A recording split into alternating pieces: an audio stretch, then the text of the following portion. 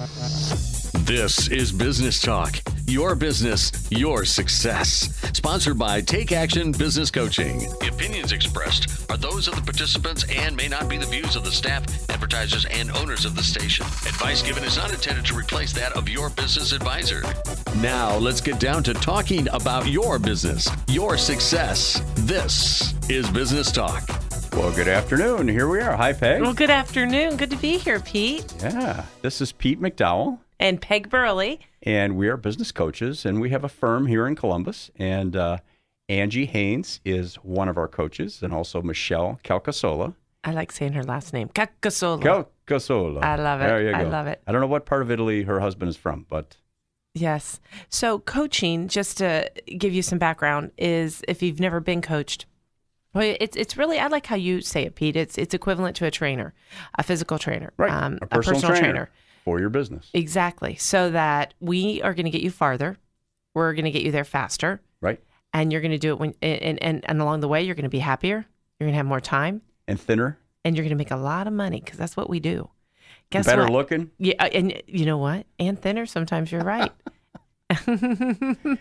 So what we do is help business owners to grow their firms, and we do some executive coaching with larger companies, but probably 2/3 of our business is with mid-sized firms, anywhere from 20 employees to 200 employees, and we help them to grow, and we help the managers and the leaders and the owners of the business and also their employees. So as you listen to our radio show, each week we have a topic, and what we're doing is we're archiving our other shows on our website, and what we're doing, and we're in the midst of doing that right now. We haven't actually, that we're finishing that up this week. Mm-hmm. So today's topic is going to be about stress. Yes. Correct? Okay, so we're going to talk... And what we do with it. Yes, and how it affects us. How it affects us. Right, so right. We're going to talk about that as an overall topic. And one thing that Pete and I get to do is we've been coaches now for the last 13 years. Right. So it's safe to say thousands of people have been coached by us, and I would say more of hundreds of businesses. Of companies, right? Yes, hundreds of businesses and thousands. So we like to bring case studies and examples so that you can learn from it. All the time, right. So you can learn from it.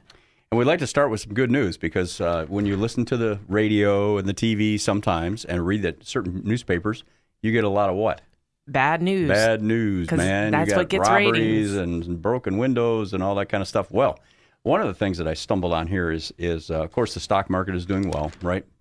It has gone up. I've got a note here from the Wall Street Journal about the stock market, and there's a big chart here that it's just going really well. It's a big rally at the end of 16, and actually since November, Dow books the biggest gain in 2 months. It's a headline. Okay, so for a second, Pete, I want to tell you something that happened to one of our clients this week. Oh, yes. That we pulled Pete in. And so what we do is when we coach clients, we usually have a coach. So it's one of the coaches in our firms.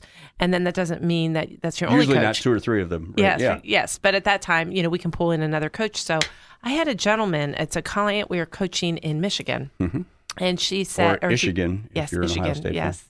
And he said that he had one of his customers, he's a builder, one of his customers said, I don't want to commit to this yet because of the uncertainty in the economy. Right. And which was really the first time I had ever heard that. And he said, now this is in Michigan. He said he's had 2 people say that. Uh-huh. So what we did is we said, if people are thinking that, it's because they're not educated, because there isn't really this uncertainty. Mm-hmm. So why don't we create a bullet point form to educate them? Right. So Pete, what did you say? We talked about the economy in general. Unemployment is relatively low. And of course, it depends on what statistics you look at, but the overall rate of unemployment is 4.8, 4.7%, somewhere in that ballpark, and it's going up and down a little bit here and there. However, interest rates are still relatively low. The Federal Reserve is planning on increasing interest rates a couple more times this year, and everything we read shows that that's most likely going to happen again, which means they see a little bit of speeding up of the economy that they want to temper a little bit. And actually, almost everything we read is good. So jobs are pretty plentiful. Mm-hmm. It is difficult to hire employees for all levels. We're hiring multiple jobs for different companies, helping them and talking to them about who they need to hire and how they need to find them. And it's difficult to find people at all levels. So because they're employed. The economy is pretty good.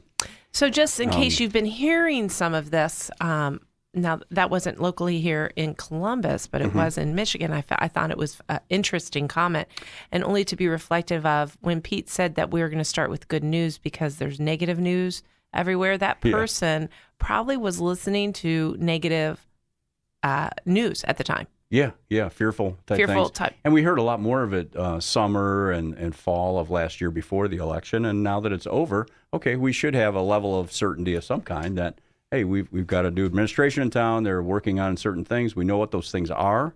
And let's just move forward. And most of the business owners that we talk to are fairly positive. Yes.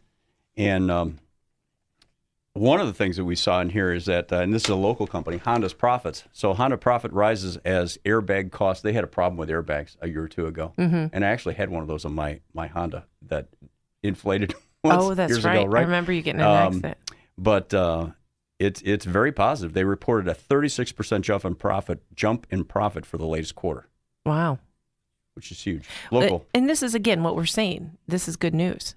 Yeah, We it have a is lot of good news happening. It is good news. That's great. And So something to not be stressed over, which is our topic today. yes, let's not worry about the economy. This is Peg and Pete, and this is Business Talk.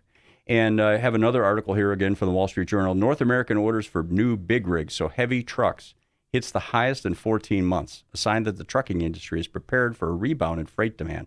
Fleet owners ordered 22,000 heavy-duty trucks last month, a 21% increase from the year before, and the most since 2015. Sorry. That's wonderful. Yeah, 1915. They didn't have as many heavy trucks. They back wouldn't then. have had that It's then, probably no. a lot more than 1915. But anyway, good news. Heavy trucks news, Pete. take a lot of steel. They take a lot of industrial output to put together.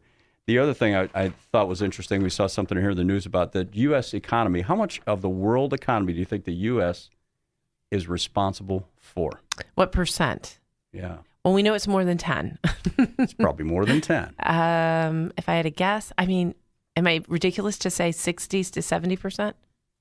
Well, it's 29%. Oh, I was ridiculous to say. Now, we only have, 330 million people out of 6 billion, so it's a much smaller percentage of the population, but we're contributing about a third of the entire economy of the world. So it's really good. That is It's good. So Yeah. it's going up. It's going- Excellent. Yep. All right, Excellent. so we're going to talk about stress Okay, and let's how you talk can about manage it. it. Now, why did we pick this topic? Well, one of the things that I see is that it affects the people we know. It affects clients, right? Exactly. This gentleman was actually dealing with client stress, his client's stress. His client's perspective. Right, two of them, two different people, and actually he's got to be a bit of a counselor to help people make a big buying decision, right? Right. If they purchase now, they may actually be able to get a lower interest rate than they will in 6 months, And he has to convince them to do that. right? Which And is what that's what all the reading that we're looking at is that federal funds are going to go up, and therefore interest rates for home loans, car loans, et cetera, will go up. Not a lot, but they're going to go up. which is good. Yeah.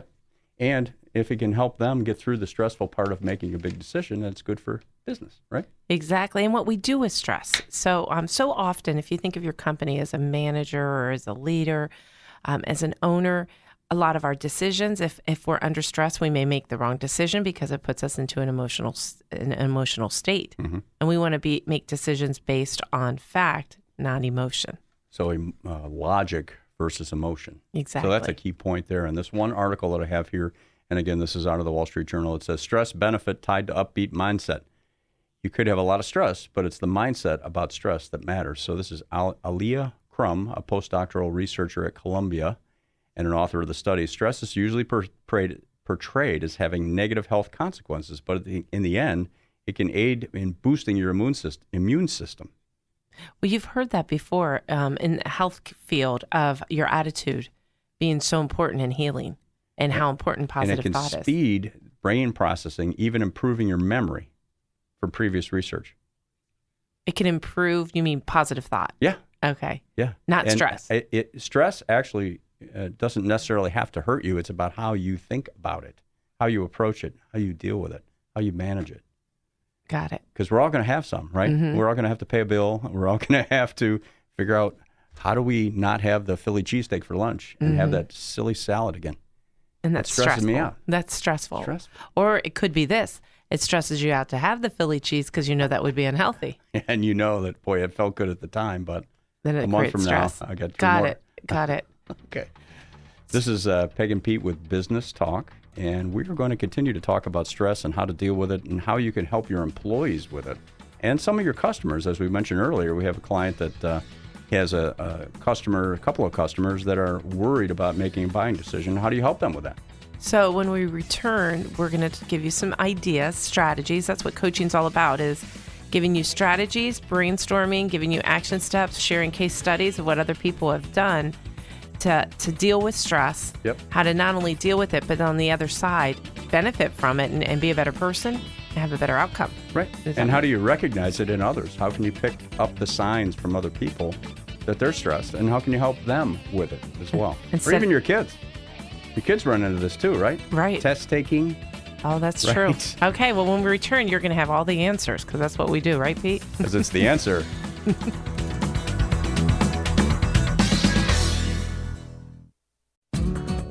To learn more about today's topic, call 614-306-7922. Now, back to more Business Talk.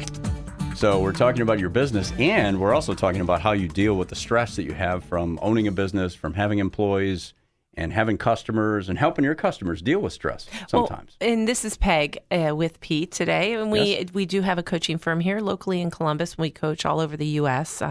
We have clients all over, and I really liked what you said right before the break of how do you read stress in others? So often our reaction to a situation or a behavior or a comment is probably wrong because we're seeing somebody, let's say, perhaps yelling at us.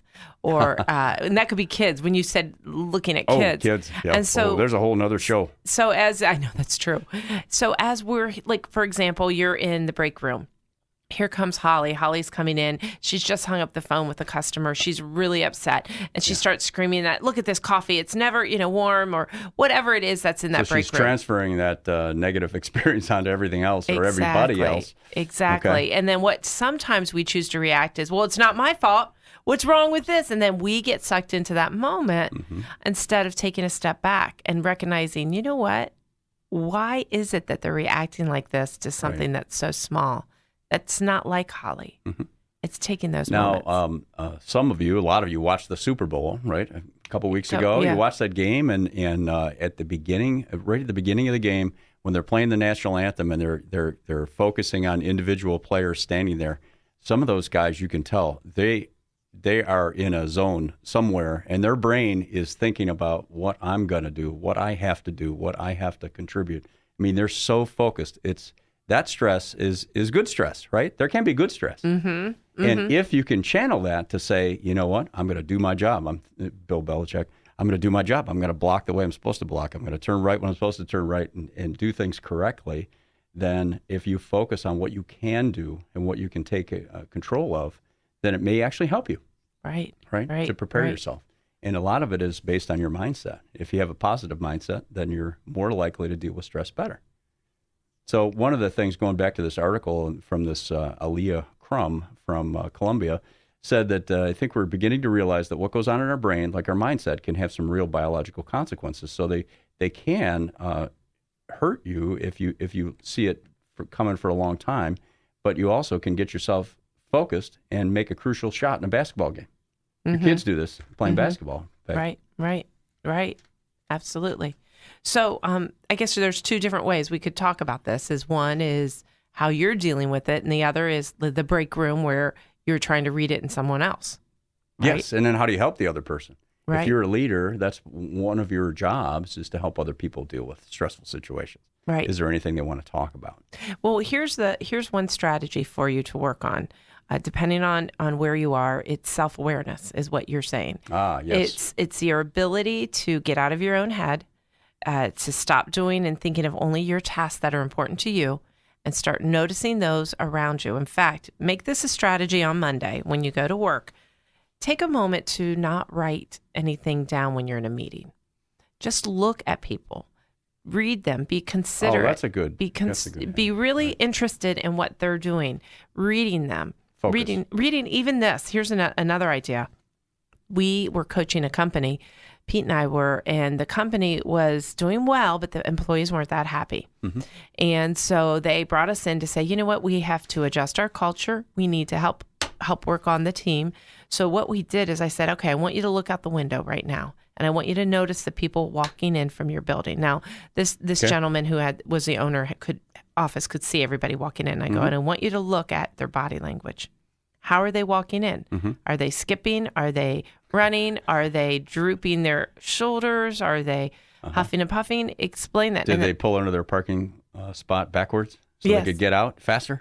It's all of these little signs, and then said, okay, now let's go ahead and do our strategies and actions to get to this place of a happy work environment, a friendly, productive one that people want to get here. And then let's look at the parking lot and see the difference. And so so that self-awareness of reading, not just your team, but individuals, where are they and how are they doing? Good. It's probably so your first watching step. other people is a great thing, especially if you're in a management role or you're the owner of the business. That's a great strategy to take a moment and observe the people around you. And remember to not react to, like in the break room when we had Holly come in and starting screaming. You remember what we call this, Pete? We call it vomiting. You want to tell the vomit rule? So Peg invented this rule, and I think this was with a veterinarian company, Yes. A veterinary clinic, and that let's say somebody comes in and they're upset about their animal, and they get really upset with the receptionist. And the receptionist goes back and talks to the technicians and spills the stuff all over them. And Peg called it the vomit rule. If you go back and tell the technicians, well, this person's horrible, and they said this, and they told me that, and they're really bad, and you give that to somebody else, then that spreads throughout the whole place. It's called the vomiting. So if you imagine if one person vomits on you, your likelihood of getting sick could increase, right? Well, and it's smelly, too. Yes, and it's nasty, and it doesn't make us feel good, and it's gross. So then we go and we vomit on someone else with our words and our attitude because somebody else vomited on us, and then it grows, and then pretty soon half the employees have a negative mindset. It's because of the splattering. So then there's 3 people that were around but didn't get vomit on but saw it. Well, then it affects them.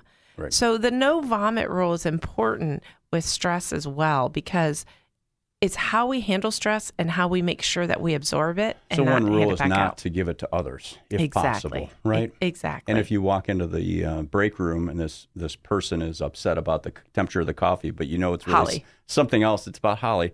She's really upset about something else. Could you take a moment and talk to her? Could you buy her a cup of coffee? Could you buy her a donut? Donuts always help me, Yes. no matter what. And A some good people donut. and some people will want to talk about it, and sometimes maybe they just need space and they don't want to talk about it, but Right. maybe don't react. Yeah. For sure, don't do that. So I liked how you said, Pete, the stress, and this is Peg and Pete with Business Talk. We're talking about stress as individuals, stress in the workforce, and we're talking a little bit about, number 1, reading stress in others, but then number 2, it's how to deal with stress. And I liked how you just said the Super Bowl back a couple weeks ago when they dealt with stress in a good way. They took that stress and said, I'm going to turn drove that. them. It drove them. It's driving these guys. You can tell by looking at them. They're so intense, it's crazy. So if you ever think of a goal as a team that you have to achieve, whether I'm thinking, so if you're an engineering firm, you have some drawings that you have to create or have to get out and some a deadline, calculations. maybe. And you have to do overtime. It's so exciting. Here's one strategy we've done with companies that makes it really good is we do a goal. So we all have a goal for that period of time. So it's a shorter, we call it a milestone goal. So let's say it's a week or 2 that we have to output a whole bunch of production. Right. And then what we do is we all decide what's our rewards going to be as a team. Yeah. And then we decide how, as a team, we're going to get there, an agreed upon moment. Because under stress, what will happen is you'll get people blaming others. So, Pete, you're not working as hard as me. And Charlie didn't work as much overtime. And I have to work all this overtime. And how come Charlie's not? So one thing is what we did is we got agreement on how we're going to achieve the goal together. So expectations as a team of what we're going to do. And then Even if they're not all identical. exactly. If you can agree on them up front, then when it actually gets executed, they'll get what they expected. Well, that is it. It's so simple. It's the expectations are set. And so a lot of times when we see stress in the workforce and we see teams getting upset with each other, it's over expectations. And that comes back to one thing is communication. Right. We've got to talk to each other, darn it. Yes. So your employees too, right? You have to talk to them. That's one way under a stressful situation to capitalize on it, because then guess what? You're going to get a lot of production. You will, Right. as long as you are. I like the expectations, and it doesn't all have to be equal. This is Peg and Pete with Business Talk, and we have another article here, and this is from a gentleman named Robert Sapolsky. And Robert, I'm sorry if I didn't pronounce your name right, but he talks about foods.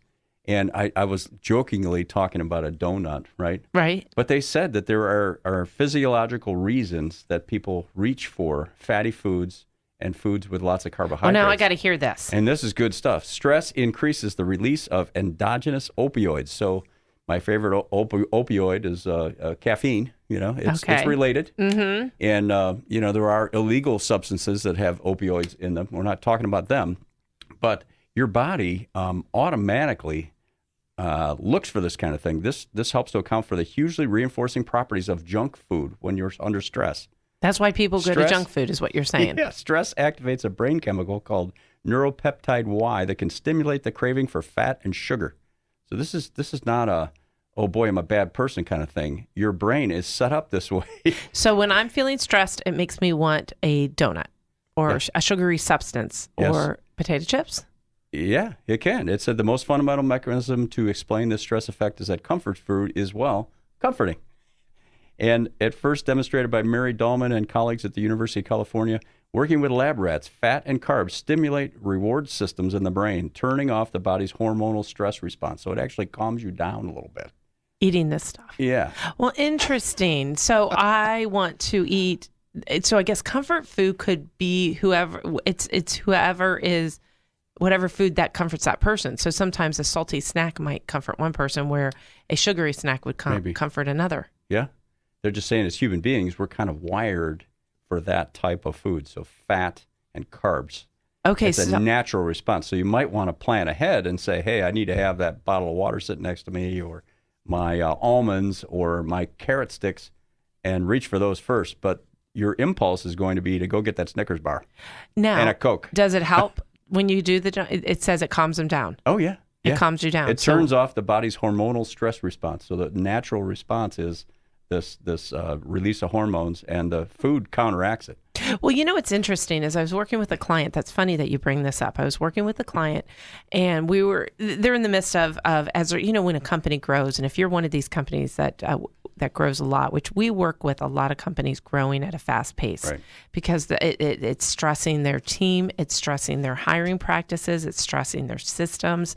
And yes, it's exciting that you're growing. Stress, right? Yeah. It's However, exciting, and how are we going to get all this work done that we just sold, right? It's scary.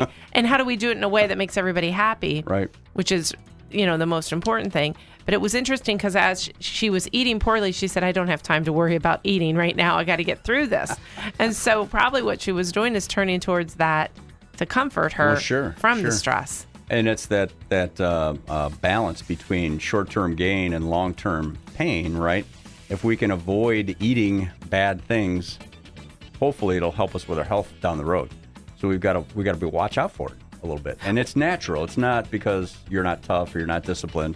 It's because that's the way your body's wired. That's good to know. Not that we're all lab rats. But we're not allowed to use that as an excuse. It's just what you said. There you go. Purposeful. So understanding now that you know what you know because you listened to Peg and Pete, now you need to be prepared with healthy snacks because you know those stressful moments will happen, and you're not going to be one of those that goes to junk food. Very good. So more on stress when we get back.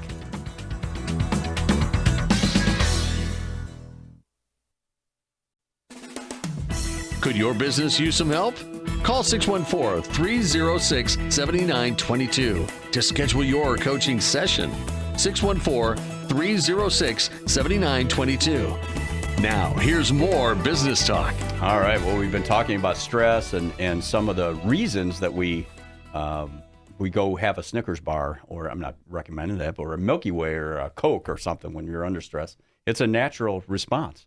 It's just funny. This author, again, his name is Robert Sapolsky, and he's occasionally writes an article in the Wall Street Journal or Barron's, one of those two, and he says it's a sign of our evolutionary legacy that at the end of a stressful day, fewer of us will seek solace in the poetry of Robert Frost than in a pint of double fudge brownie ice cream.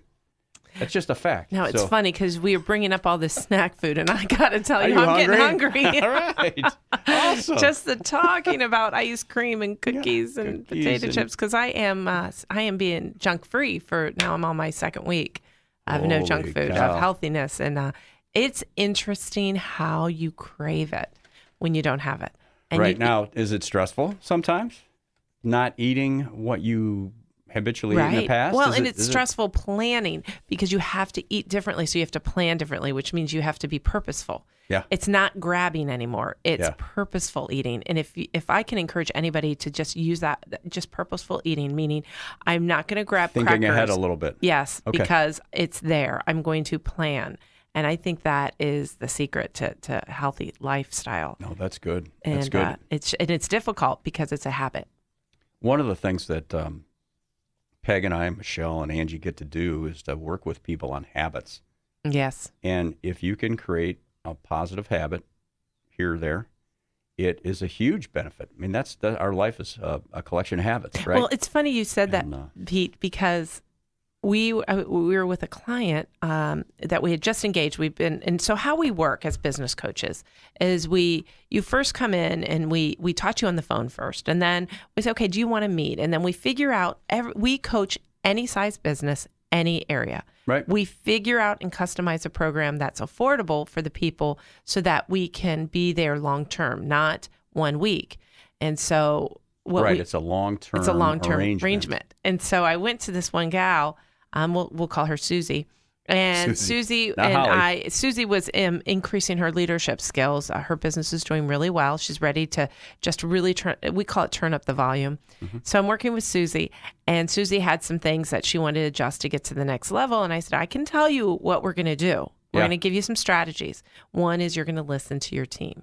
Number one. Number two, you're going to become more self-aware.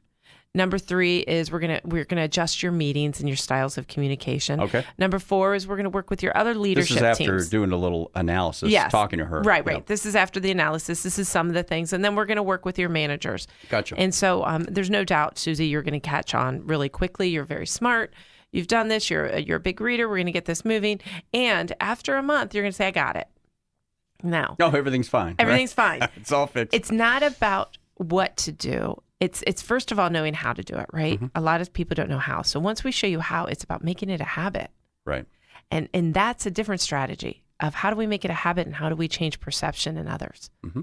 of what this is. So one habit you're suggesting is that people, if you're thinking about the weight thing, is just planning ahead a little bit for your meals and those kind of things. Just to help the stress, absolutely. The other thing, as you mentioned it earlier, is the observation of other people. So if you're a leader or a manager or a business owner, it'd be great for you a couple times a week or maybe once a day is to just purposefully focus on other people for a few minutes a day. Just really intently watch their body language, their tone of voice, and how they're acting to try to get a feel for how they're feeling. And so we'll give you another strategy now that you brought one up. So some leaders and managers, we have them do this. So one thing is to make sure you're walking the room and talking to people. Yep. And maybe not every day, Mhm. but a few times a week. And take a different route each time so you can spend time with different people. Well, what I want you to do is take a little notebook with you. And as you're talking to people throughout, let's say the next 7 days, if you really want feedback, notice what people say to you. Okay. So even if it's about you, like, oh, Pete, you're always around, all chipper. So you'd write down, I'm chipper. Yeah. Or, oh, here you come. Are you lay more work on me? Say, oh, I meant lay more work on you. Okay. Or, Write it all down, good so- or bad. yes, you or write. neutral. Thank Yeah. you. Yes, you write down the comments that you're hearing and seeing from people, the observations, because that will be an indication of what you as a leader or as a manager need to work on. Some of it might be task oriented, some of it might be relationship oriented, but it'll really see how you're doing Oh, this is and good. show it to you. So just to get some good feedback. No, that's a good one. And this is related to an article that I have here by Sean Bilek, and she's a University of Chicago psychology professor. You love psychologists. Love You them. heart them. I love them. Okay, well, you'll love this lady because Okay. one of her strategies, and I'm whipping down here a ways, is that when someone's worried, worry really doesn't help you much. If you do something about it, it can help you, but worrying really can be really detrimental to you. Yes. if you allow it to take over your mind. So one of the things she suggested is writing what is worrying you. Just make yourself write it down somewhere. That's a good idea. And just writing it down makes the worries concrete and helps prevent them from popping up and distracting you. So in other words, if you were getting ready to give a big speech and you're worrying about that, and you've coached people through this, Peg. Yes. So I know you have several. Yes, for presentations, Pete and I work on giving powerful presentations and presentation skills for salespeople, CEOs, presidents.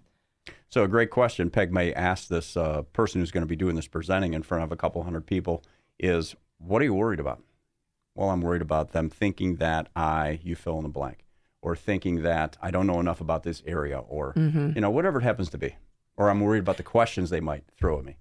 Let's write those worries down. And this happens at home too. Right. It works just as well at home, is write them down. That's good. And then let's logically go through them. It makes them more rational and less emotional just by writing them down.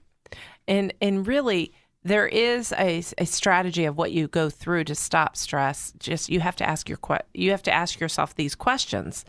When you have things thrown at you stressfully, you say, number one is, will this matter in 5 years? That's a good one. Yep. Will this matter in 5 years? So you're walking you through. This is self-talk that you're going to be asking. Number two is, what's the worst that would happen? Yeah. Let's say this bad thing actually does happen. What would be the result? Right. And then what's the probability of it actually happening? Right. Right. Sometimes that's very low when you're thinking, oh my gosh, it's just taking over my brain here. Exactly. And then the third thing is really sitting there and saying, well, what is good? So instead of worrying about what was bad, worry about going back to the gratitude. To the gratitude. I get to make this talk in front of 200 people, and a lot of them are my friends. And then start writing down the good things that will happen from that.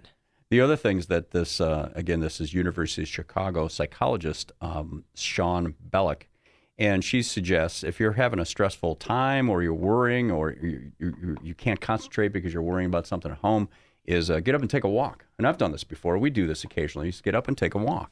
In fact, one of your clients likes to take a walk during his coaching sessions. Right. Because I think it helps him to think. Well, everybody thinks differently. I'm glad you said this, the walking meetings. So we really endorse a walking meeting. We've been talking about it for the last 13 years, and I wish I could say, Pete, it was my idea. But this was back Rockefeller, I think is the one. Well, I mean, there's several people who John did D. it. Yeah. Yes. And I'm thinking of some other, I think maybe Bill Gates. I read another biography where they did walking meetings. And so under stress, so this is Peg and Pete. We're talking about stress today as business coaches, what we deal with, giving you strategies and actions. Well, the walking meeting is a really good way of having a great conversation. And so we have one owner does the walking meetings. And in fact, at our next 90-day plan that's coming up, he's going to be speaking on that. He's going to talk about how different that is. And he had a stressful conversation he had to have with one of his teammates or one of his direct reports. And it was going to be uncomfortable because he was going to adjust his salary. Now, that's an uncomfortable conversation to say, I'm going to pay you differently. Unless it's doubling his salary. Well, he had the opportunity to make the money. It's just the way in which it was going to be done was going to be different. Sure.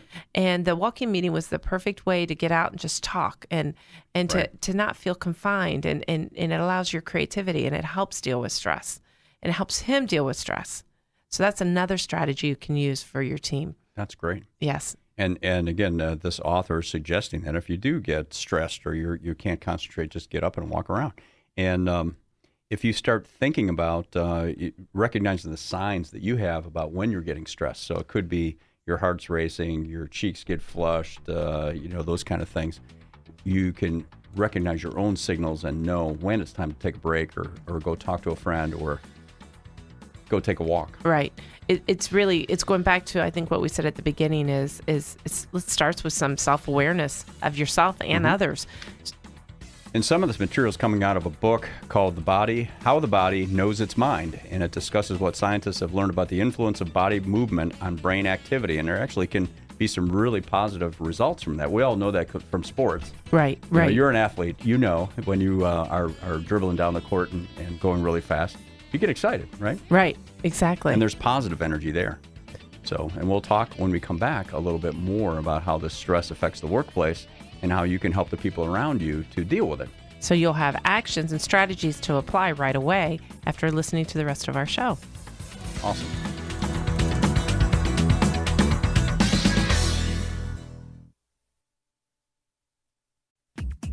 To learn more about today's topic, call 614-306-7922. Now, back to more business talk. All right, we've been talking about stress today and some ways to deal with stress and when to recognize it or when to see it in others. You know what we haven't done, though, is as you've been listening to us this hour, we haven't told you how to reach us. If you are interested in talking to Pete or myself, our time now is really about giving you ideas and strategies.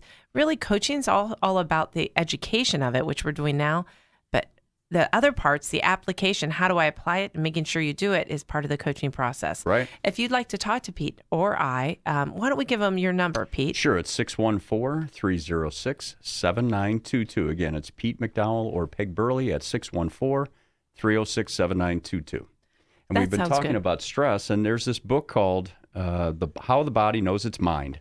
It was published in 2015 by Sean Belloc, and she talks in here about children's attitudes toward math. We've gone through this before, too, is that some people get in their head, I'm not good at math. And our producer is raising his hand. We won't tell you who that is, but you think you're not good at math. Well, you actually could be. And you thinking that you're not good at math could actually hurt you, right? I love this. I love this because I believe this. She found that first and second grade children of parents who were anxious about math were more likely to have math anxiety and perform worse in the subject, but only when the parents frequently helped out on math homework. If the parents' attitude toward math was negative, it can actually hurt the child. You know what's interesting about that is I want to talk about my kids. So I have two kids, Allie and Lauren. Allie is 15 and Lauren is 12. And we're in the Upper Arlington School District. Right. Great school district. Great school district. Great school district. And Allie loves math. It's her favorite subject. Always has. Awesome. Now, Lauren hasn't loved it so much, but the way Arlington dealt with this, I've been so impressed with this school district, I can't say enough, is they gave her some help and gave her another, it's called a Math Plus class. Uh-huh. Do you know she's getting A's in math? That's great. I don't have to help her because there's so much help there. I think your approach to it, to your point, of it from a school system too, is we don't want them to hate math. And guess what? She doesn't hate it.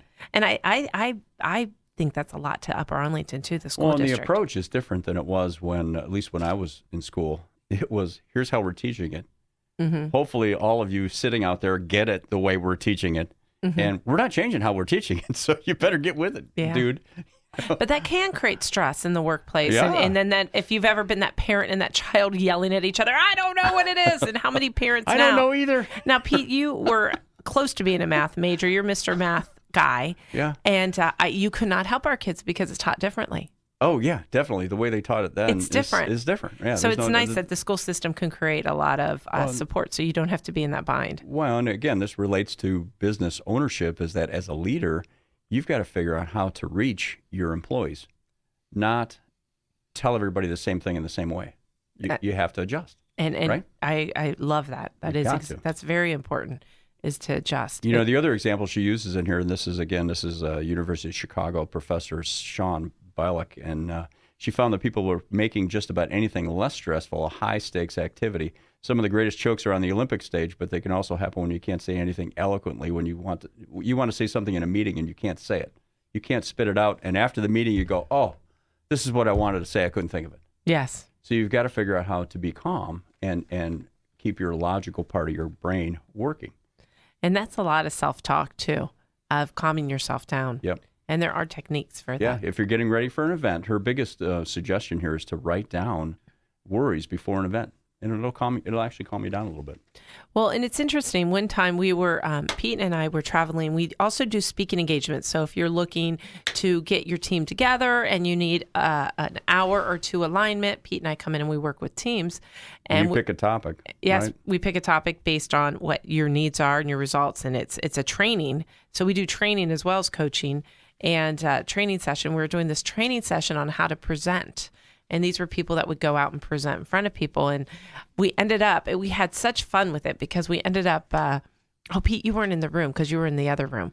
But I had this lady. This was when we were in Turkey. This is when we were in Turkey. In Turkey. Oh my goodness. You were in one room, and we were in Wow. Istanbul, which was fabulous, working with these people. And this one gal, she just said, "I am so afraid," and she was beautiful. She had this like long skirt on with these high heels, and this blouse. She said, "I'm so afraid I would just fall on stage or fall up a step. I just have this fear." Yeah. And so I brought her up and said, we decided to have all the fears that we had about speaking, like we were all going to just act it out. So hers was, and here's this lady, this gorgeous lady coming across the stage. And and then of course I went over to meet her and I fell. You fell? Well, on purpose. purpose. Yeah, on purpose. And I go, well, I fell. So now it's your turn.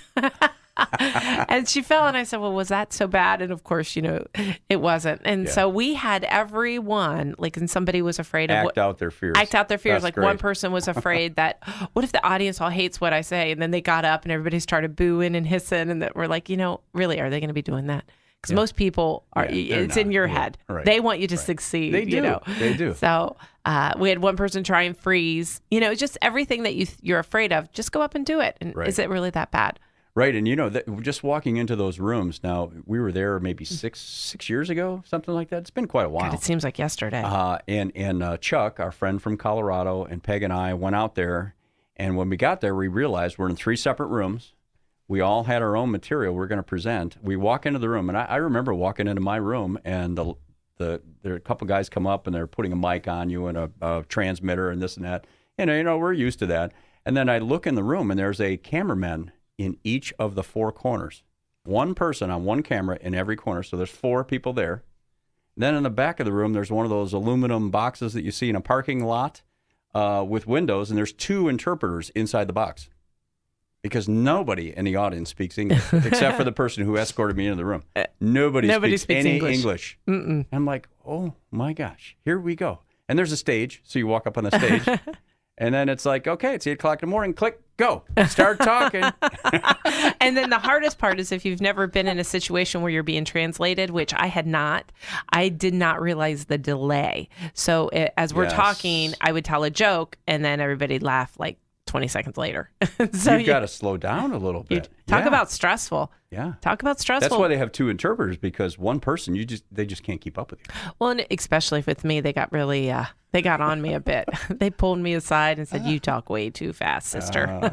Sister. You got to slow it down, girl. So this is Business Talk with Peg Burley and Pete McDowell, and our other coaches, Michelle Calcasola and Angie Haynes, are not here today. But we're talking about stress and stress relief and how you as a leader can help use stress to motivate your team also, and also to recognize it in your employees and when you can come to their aid to help them. And so if you're interested in finding more about this or other topics and would like to talk to Pete or I or both of us, give Pete a call at 614-306-7922. You could text him or call, and we could set up a time. We do have people calling us, which we always appreciate, like saying, hey, I heard this topic. Can you send me more information? Or sure. I have a quick question, or I would like a quick 10-minute meeting on the phone. So we absolutely can do that. And we reference a lot of books. So if you do need book references, we also have a book list that we can email to you. And it's separated by topic, so you can look up a topic like time management or leadership. And we have multiple books because we always have a couple of books going each. Right. So my books, okay, so today we talked a lot about stress. One of the books I'm reading right now is Life is Good. It's such simple. If you're familiar with the T-shirts, Life is Good, they have a company called Life is Good, and it's their story of how they built it. And it's so inspirational. And I would recommend that just for an inspirational book. Life is good. Yes. Okay. Yeah, that's a good motto. I like that. It is good. It's really print it on interesting. Everything.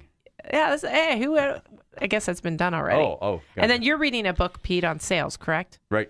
Mm-hmm. Can you repeat that name? I don't know the title. I know. of I'm it. trying to think of it. It's a really long title. Sales. Oh yeah, it's like 7 steps to logical selling or something. It's really good. It's a textbook type book. I mean, it's huge. Yes. But it's very good. It's good. Wow. And we're into the process now. If you're in sales, having a process is the key. It's one of the keys Maybe to we being should really make that successful. We're going to make that one We of our should topics. talk about Let's that talk at about some point. sales as one of our upcoming shows. One of the things that Peg and I talk with clients about occasionally is how they deal with stress. And what are our 5 disciplines? Let's go back to those. About Well, how actually, to we deal with added those. a 6th. Now we have 6. Do you remember the Next 6th? month we'll have 7. I do. So number 1 is, let's talk about it. It's reading. Yes. Right. We want to make sure we're reading and learning constantly. And you could be listening to a book. It doesn't have to be reading a physical book, right? No. Some people get freaked out about that. Well, because So you don't have to read a book. to your point, we need to be purposeful in our disciplines, and we need to make sure that we're offsetting anything that comes at us. So we're responsible for that. So taking care of ourselves is important. So reading and learning is one. Right. Another one is exercise, right? Making sure. Some type of exercise that you actually enjoy and you will do. That's excellent. Yes. Okay, so that's 2. 3 is gratitude journal. Gratitude. So gratitude, it could be written down in a journal, or it could be just saying to yourself a couple times a day or once a day even. Be better than nothing. What am I thankful for? And as we're going through these 6, what we want you to do is make sure you pick one. You got to pick 1 or 2 to work on. Mm-hmm. So 4 is meditation. Meditation. So you can listen to audio. We have audio files that we listen to. There are a lot of good books out there about meditation, but the purchased programs where there's a pre-programmed audio file, it's working great for me. I'd like that. If you are It's interested easy. in our Easy. meditation process or plan, give Pete a call at 614-306-7922. We have more details on that meditation. Okay, so we're at 5. Oh, this is the one we added. Laughter. Purposeful laughter. And what we mean by that is, why don't you look at your YouTube and get on a funny video like Substitute Teacher or something and give yourself a laugh. Good idea. Give yourself a laugh. It'll be important. Good. So did we get them all? No, we have one more. The 6th is affirmations. Affirmations, or I am statements. So they're positive statements about you and about where you're going to be and how you're going to do, so that you're programming your subconscious. So, for example, I'm a great dad when I do things, when I keep in touch with the kids and do things with them that we both enjoy. So you have Simple. six areas. We'll go through them really quick. Again, it was exercise, reading, gratitude journal, meditation, laughter, and affirmations. Affirmations, or I am statements. Very good. So you want to make sure that you go through one of those to help de-stress yourself.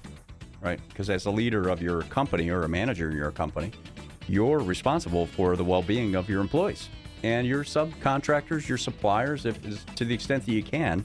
Because if you help them, you're going to have better relationships with everybody, right? Absolutely. So after this program, I'm sure you're saying, I feel so much better and I'm de-stressed. And if not, now I know how to deal with it, because Peg and Pete are perfect. Excellent. Enjoy. This has been Business Talk, your business, your success. Sponsored by Take Action Business Coaching. The opinions expressed were those of the participants and may not be the views of the staff, advertisers, and owners of the station. Advice given was not intended to replace that of your business advisor. For more information about the topics discussed today, call 614-306-7922. 614-306-7922. Tune in next week at this time for more Business Talk, your business, your success.